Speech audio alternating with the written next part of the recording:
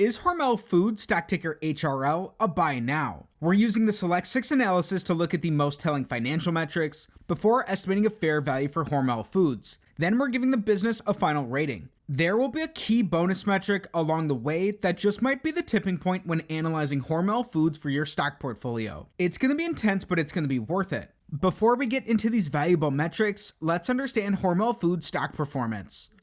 Hormel Foods is the definition of a slow and steady company. They're a dividend king who have grown their dividends in each of the last 57 years. Right now, they pay an above average 2.74% dividend yield. Year to date, they're underperforming the market. Hormel Foods is down 13%, while the S&P 500 is up nearly 20%. Right now, Hormel Foods trades for $38.59 per share. Hormel is trading $13 below their 52-week high. The company's up just $1 from their 52-week low. Hormel's a large business. They have a $21.5 billion market cap. But the burning question is, how has the company had such a great track record? And is this likely to continue? Historically meat-focused, Hormel Foods broadened its lineup to include other protein offerings and become a branded food company. The firm sells its food through multiple channels, including U.S. retail, which is 63% of last year's sales, U.S. food service, which is 31% of sales, and international, which makes up 6% of sales. By product, 53% of sales were from perishable food, 27% from shelf staple, 17% from poultry,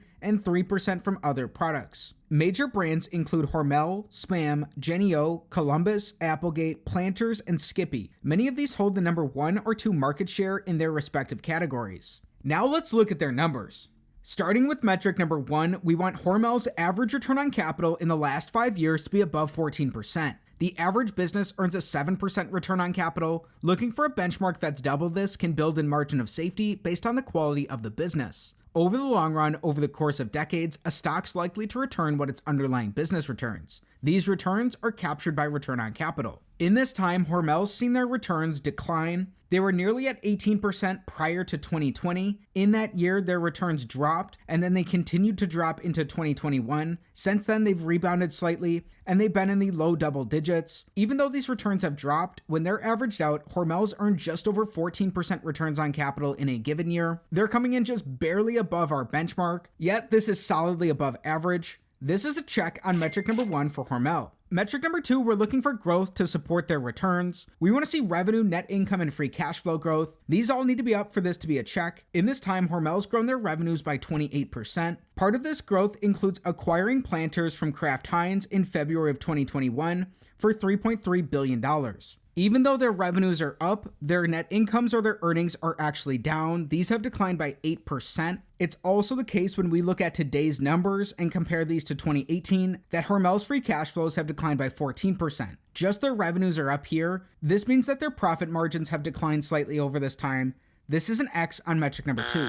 Metric number 3, we want to see Hormel from the view of an individual shareholder. We're looking for earnings per share growth. We learned their earnings have declined by 8%. At the same time, Hormel's slightly diluted shareholders, issuing around 1% additional shares outstanding. That's not much to write home about, but we'd rather have a company with this historic track record buying back its shares in most cases. Because they have more shares outstanding and lower earnings, this is an X on metric number 3. Metric number 4, we want to see free cash flow per share growth. With their free cash flow declines of 14%, plus with their small shareholder dilution, their free cash flows per share are down. This is an X on metric number 4. To recap where we are currently, through 4 metrics, Hormel has 1 check and 3 X's. How will the business fare in the second half of our analysis? During recessions, it's businesses with a lot of debt that can have the biggest losses or even go bankrupt. Metric number 5, we want Hormel's net debt, which is their total debt minus their cash and their short-term investments, to be below the sum of their free cash flows in their last 5 fiscal years. Hormel added on debt to make their Planters acquisition in 2021. They were paying this down, and this was down slightly in their fiscal 2022. Today, they've increased their debt again. Right now, Hormel has $2.7 billion in net debt. When we add up their free cash flows from their last 5 fiscal years, Hormel's generated around $3.9 billion of free cash flow. Even though these free cash flows have declined, they've been relatively steady throughout this period. They seem to support Hormel's net debt position. This is a check on metric number 5. In their last 12 months, Hormel generated $728 million of free cash flow. If we project that into the future, Hormel would also be able to support their current net debt positions.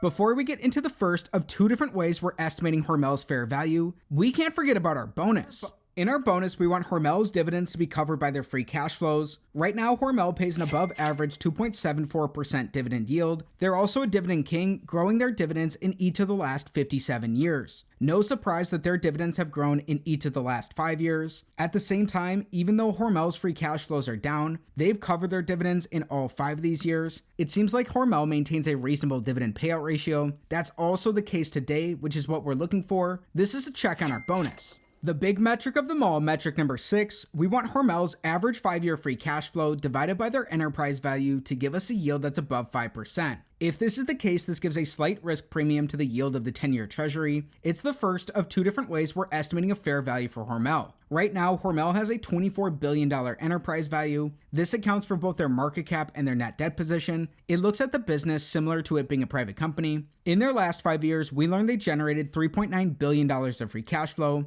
meaning they generate around $770 million of free cash flow in an average year. When that's divided by their enterprise value, we get around a 3.2% average free cash flow to enterprise value yield. On a current basis, in their last 12 months, Hormel produced $728 million of free cash flow. When that's divided by their $28 billion enterprise value, it gives us around a 3% current free cash flow to enterprise value yield. Both of these are coming in below the yield of the 10-year treasury. This means they're also down from our risk premium. Coming in on metric number 6, this is an X. Don't just throw the business out. We still need to estimate their fair value per share and talk about our rating. Everything we've discussed so far is important, but there's something missing that in my opinion is the main reason to analyze Hormel, which takes us on to using a discounted cash flow model to estimate their fair value per share. A DCF model is based on the predictability of a company's free cash flows. Like any model in any discipline, its outputs are sensitive to its inputs. We're starting with an average of Hormel's last 3 fiscal years worth of free cash flow, then using historical assumptions to grow these into the future. It's up to you to figure out if these will be accurate or not for Hormel. They've been a somewhat predictable business in their past, which can potentially inform these assumptions. That's not a guarantee for the future though. If we assume they grow their 3-year free cash flows at a rate of 5% annually for the next decade, then in the following decade, assuming that this growth rate is cut in half, we're adding in their tangible book value to give an estimate of their net worth. If we want a 15% rate of return, which is what Warren Buffett looks for from his investments, from today's valuation multiples, if these are the same 20 years into the future, an estimate of Hormel's fair value per share is around $14. That's down pretty significantly from their current stock price. Keep some key points in mind. While they've been somewhat predictable, that's not a guarantee for the future. Their business predictability has been lower than some of their other CPG peers. Also, this discount rate is an estimate of total returns based on their free cash flows. It factors in both their average dividend yield and any gains in their stock price. Most importantly, this analysis is not financial advice. It's not a buy or sell recommendation of any security. Consult with your financial advisor before making any investment decision. In just a minute, we'll give our final rating to Hormel, but we need to address something first. We've covered the numbers, but the qualitative factors may be even more important for their business. Why don't we find out what they are?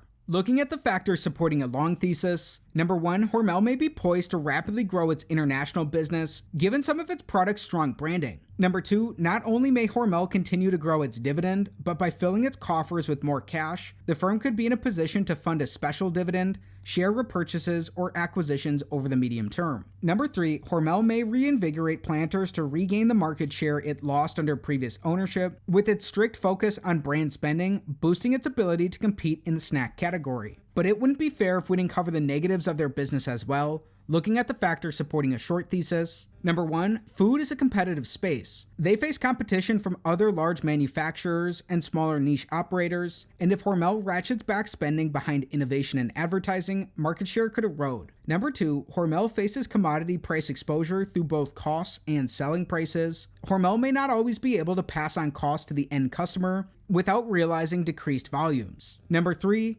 Hormel can fall behind changing consumer tastes, with aging products falling behind other fast-moving businesses. This could lead to increased promotional spending, hurting sales and profitability. There you have it for a balanced perspective of some of Hormel's qualitative factors. Now it's time to talk about our rating. We learned through analyzing Hormel Foods, this dividend king still supports a growing dividend. Despite declines in their free cash flows, they earn solidly above average returns on capital, just sneaking in above our benchmark. While their revenues have grown, both their earnings and free cash flows have declined. They've also issued a small amount of new shares and added on some debt to fuel a Planters acquisition. This potentially helps diversify the business. Keep in mind this isn't financial advice. Based on Hormel's free cash flow to enterprise value yields, those don't look attractive compared to the 10-year treasury. When we performed our discounted cash flow analysis, using those assumptions, if you want a 15% rate of return, and today's valuation multiples are the same 20 years in the future, an estimate of Hormel's fair value per share is around $14. The business last traded at those levels more than a decade ago in October of 2012.